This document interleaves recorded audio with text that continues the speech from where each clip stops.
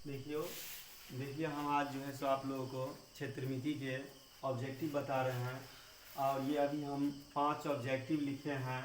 और इसको हम देखिए 5 ऑब्जेक्टिव है जिसको हम आपको कम से कम 2 से 3 मिनट में कैसे हम बना लेंगे। इसको इस तरीका को हम अभी बताएंगे जो आप भी कैसे सॉल्व कर ले कम समय में। इस तरह से इसको हम बताएंगे।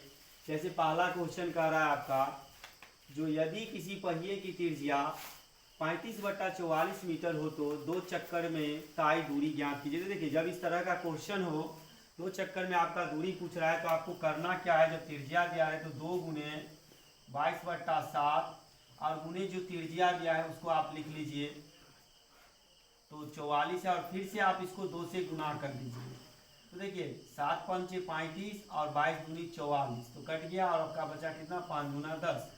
तो ये 10 मीटर की दूरी तय करेगी।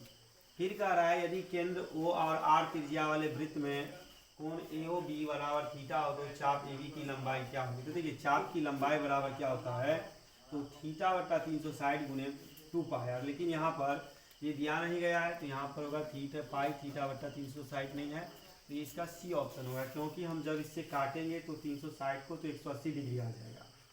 फिर कह रहा है एक अर्धवृत्त की त्रिज्या 3r है तो इसकी परिमिति। देखिए अर्धवृत्त की जो परिमिति होती है वह ऐसे होता है जो आपका π+2 इंटू आर। तो आपका r के मान जो है तो 3r में दिया गया है तो आप यहाँ पर लिखिए हो जाएगा आपका 3πr + 3r²। तो देखिए ये किस ऑप्शन में दिया गया है आपका, तो आपका जो है इस तरह से जो है सो नहीं, हाँ ठीक है, इसका स्क्वायर नहीं होगा आर होगा। तो ये किस ऑप्शन में है तो हमारा जो इसका ऑप्शन है आपका ए ऑप्शन जो है इसका सही है।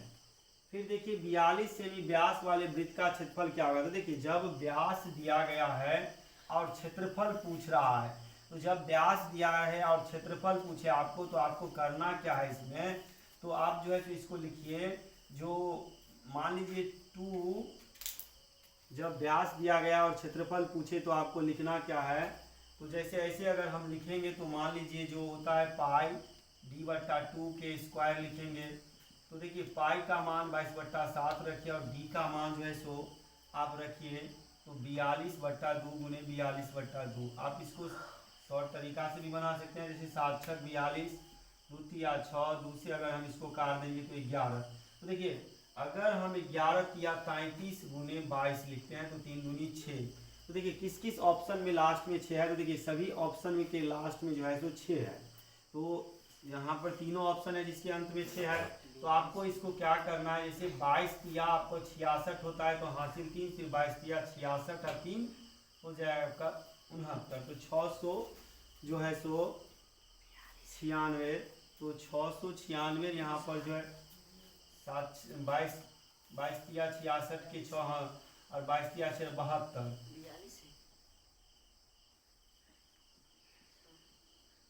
3 दूना 6, 3 दूना 6, 3 दूनी 6, 3 दूनी 6 2, तो आपका हो जाएगा 726। तो देखिए 726 जो है किसी भी ऑप्शन में नहीं है तो इसका जो है सो डी ऑप्शन होगा।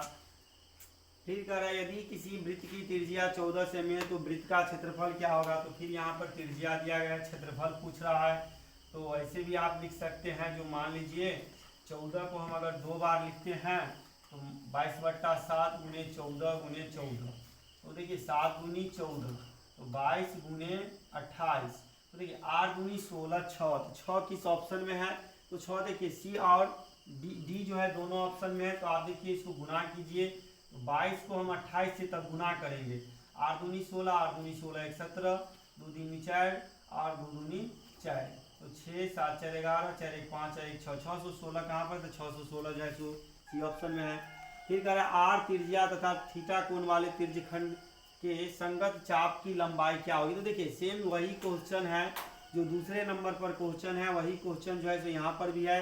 तो इसका सूत्र होता है θ/360 गुने 2πr। तो θ/360 गुने 2πr कहाँ पर है तो डी ऑप्शन में है, तो इसका बी ऑप्शन होगा। इस तरह से आप कम समय में जो है सो ऑब्जेक्टिव को बना सकते हैं। लेकिन ऑब्जेक्टिव में सबसे पहले रहता है जो आपको फॉर्मूला भी याद रहना चाहिए, बिना फॉर्मूला के आप ऑब्जेक्टिव नहीं बना सकते हैं। तो इसलिए ज़्यादा से ज़्यादा जितना हो सके आप फॉर्मूला पर भी ध्यान दीजिए।